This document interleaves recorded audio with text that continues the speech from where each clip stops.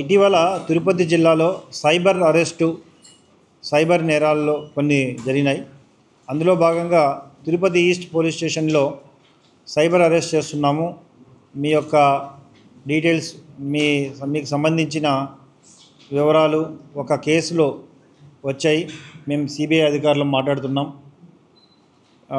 మీరు ఎవరికి తెలియజేయకుండా కొంత డబ్బును ట్రాన్స్ఫర్ చేస్తే తర్వాత మీ యొక్క డీటెయిల్స్ పూర్తిగా విచారించి ఆ డబ్బులు వెనక్కి పంపబడుతుందని రిటైర్డ్ ఎంప్లాయీని ఇబ్బంది పెట్టడం జరిగింది.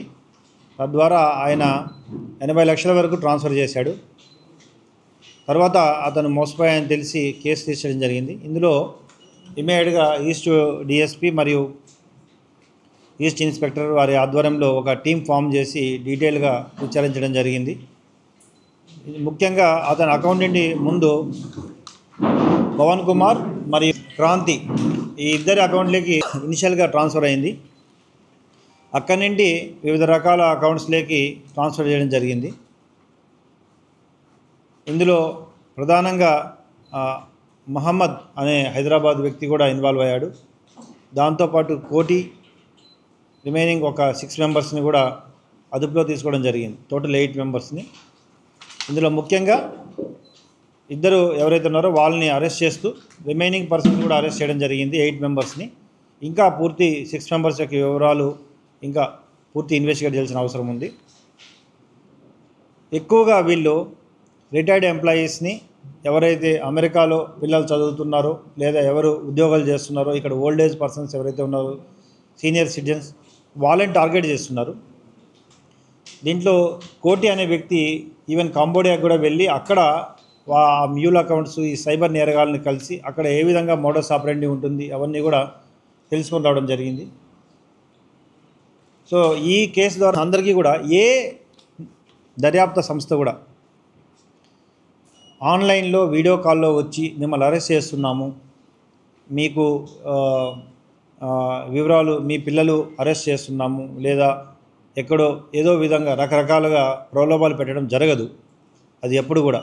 సో అది ముందు మీడియా ద్వారా మేము తెలియజేయడం ఏంటంటే, ఏ సీనియర్ సిటిజన్ అయినా ఇటువంటి అనుమానాస్పద కాల్స్ వచ్చినప్పుడు కనీసం కొంతమంది ఇటీవల కాలంలో అబ్జర్వ్ చేసినప్పుడు ఈవెన్ వాళ్ళ వైఫ్స్తో కానీ కూడా చర్చించట్లే. వాళ్ళు ఒక్కోరు ₹1 కోటి 2 కోట్లు రిటైర్డ్ ఎంప్లాయీస్ లేదా బయట బాగా స్థిరపడిన వాళ్ళ తల్లిదండ్రులు వాడికి ట్రాన్స్ఫర్ చేస్తున్నారు మనీని. సో ముఖ్యంగా I appeal all the senior citizens, ఏ చిన్న సమస్య వచ్చినా పోలీసు వారికి కానీ లేదా మీ పక్కనున్న వ్యక్తికి తెలియజేస్తే ఇమీడియట్గా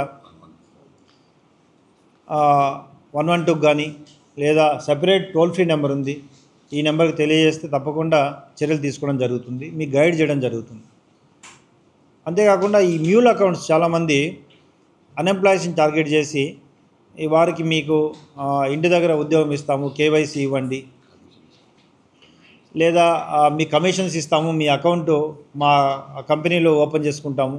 సో ఈ విధంగా ఓపెన్ చేశారు. ఇందులో కూడా అదే విధంగా జరిగింది.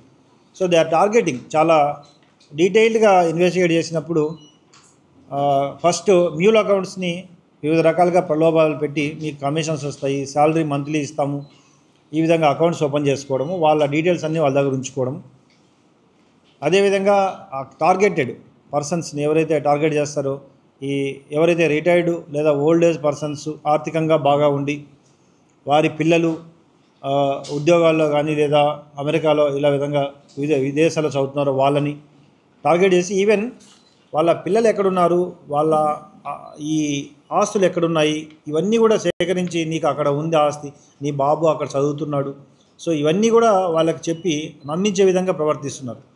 దయవుంచి ఏదైనా ఇలాంటి కాల్స్ కానీ ఈ డిజిటల్ అరెస్ట్లు కానీ లేదా ఇంకా ప్రలోభపెట్టే విషయాలు వచ్చినప్పుడు ఇమ్మీడియట్గా అనవసరమైన అటెండ్ అవ్వకుండా ఇమ్మీడియట్గా 112 తెలియజేసి పోలీస్ వారి సహాయం తీసుకోవాలని కోరుతున్నాను.